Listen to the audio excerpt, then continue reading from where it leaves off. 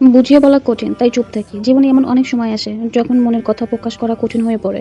হয়তো কিছু অনুভূতি এতটাই গভীর যে সেগুলো শব্দে প্রকাশ করা যায়, কিংবা কিছু অভিজ্ঞতা এতটাই জটিল যে বোঝানোর জন্য যতই চেষ্টা করা হোক না কেন, শুনতে পাওয়া মানুষটি কখনোই বুঝবে না তখন আমার চুপ থাকার কারণ।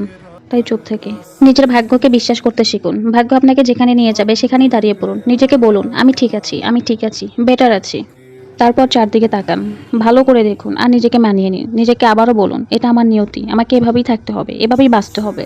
সুতরাং কাঁদা যাবে না, মন খারাপ করা যাবে না। আর যদি ভালো থাকা সম্ভব না হয় তাহলে অভিনয় করে হলেও, অসহ্য যন্ত্রণার মধ্যে হলেও সৃষ্টিকর্তার জন্য বেঁচে থাকুন। তবুও বেঁচে থাকুন। জীবন অনেক সুন্দর। কেউ ভালোভাবে বেঁচে থাকবে, কেউ হয়তো খারাপভাবে বেঁচে থাকবে, তবে বেঁচে থাকাটা আমার কাছে মনে হয় একমাত্র লক্ষ্য। কারণ জীবনে আসলে হার জিত তো সবারই থাকে। কারণ হার থাকবে, জিত থাকবে, সাকসেস থাকবে, ব্যর্থতা থাকবে, খারাপ লাগা থাকবে, ভালো লাগা থাকবে। সবকিছুর মধ্যে যে বেঁচে আছে সেই মনে হয়, আমার মনে হয় যে বেটার আছে। কারণ বেঁচে তো থাকতে হবে। অনেকে দেখা যায় যে এগুলার মধ্যে থাকতে থাকতে ডিপ্রেশনে চলে যায়।